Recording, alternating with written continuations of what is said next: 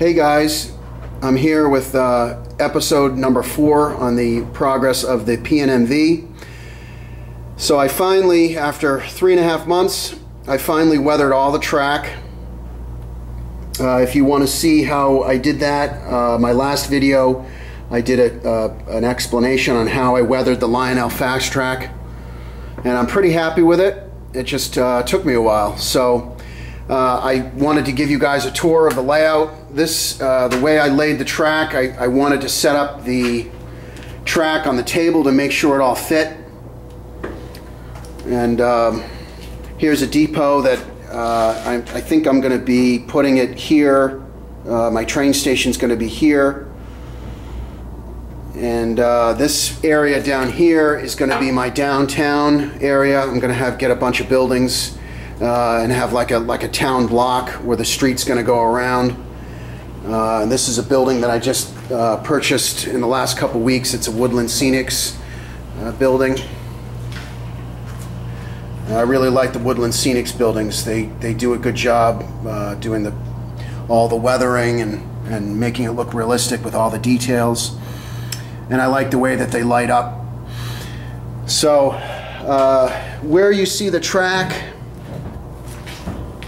going over the other track, it's going to be that's the track that's going to be elevated. So like this track on the outside here, the elevation is going to start over by where the switch is, and I'm going to use the Woodland Scenics 2% grade inclines to get the 2% grade, and it's going to come around here, and then it's got to get up to the desired elevation, and then it crosses over, and then it stays here elevated,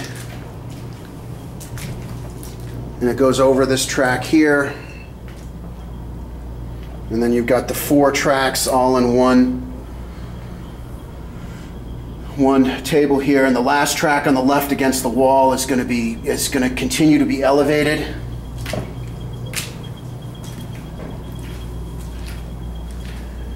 And I've got some crossovers here, one on that end and then one over here, because there's actually 2 loops that are going around. One's going to be staying table level, and then the other one is going to be elevated, partially elevated, and the other part's going to be on the table level. And the elevated track continues to go over the other tracks, and it comes around here, goes over that track, and then after it crosses over here, it starts to go down. I'm going to start the 2% grade, and it's going to come around this way, and then it has to be back to table level before it gets to this bridge here. And I've measured it all out, and I can fit the 2% grade for the desired elevation. I'm thinking that the elevated track is probably going to be about 6 inches above the table.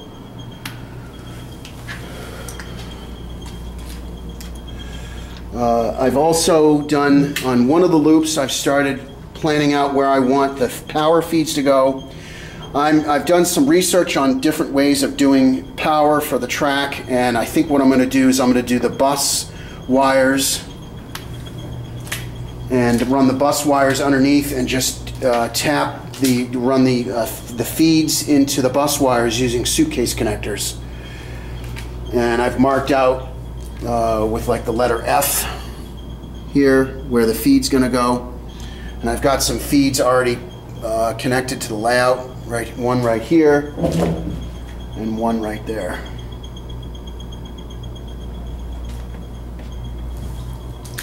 So the siding here,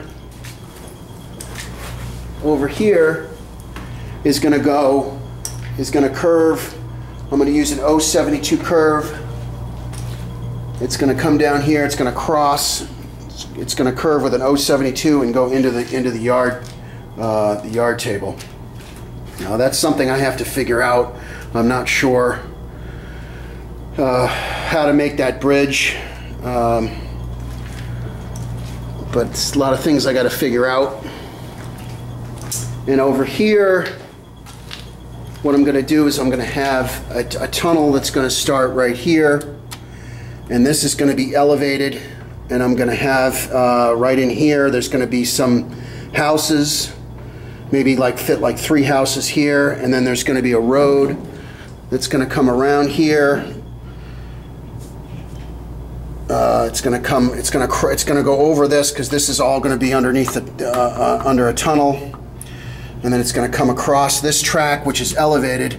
It's going to curve around this way, go down the hill, go in front of the depot, and go straight out that way to the town center. And on the other side of the depot, I'm going to have maybe like a parking lot where the cars can park.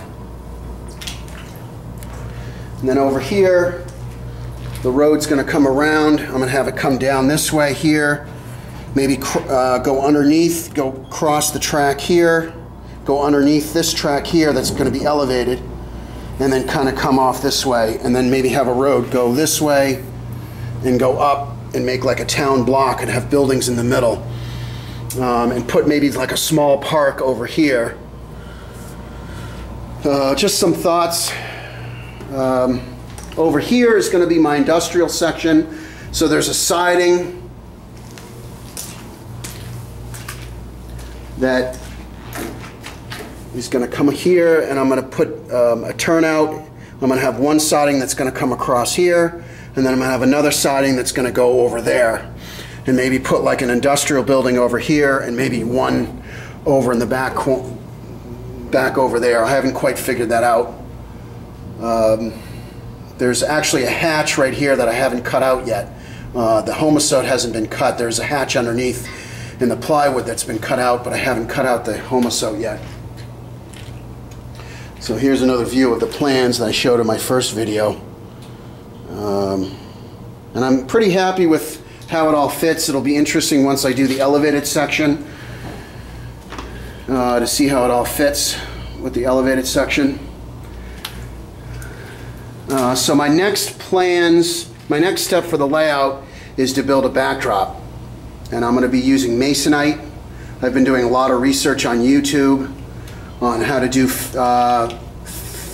backdrops, and it's going to go across, and I'm thinking about putting in a backdrop here that's going to go across over to here, and then doing another backdrop over there so I can hide those pipes.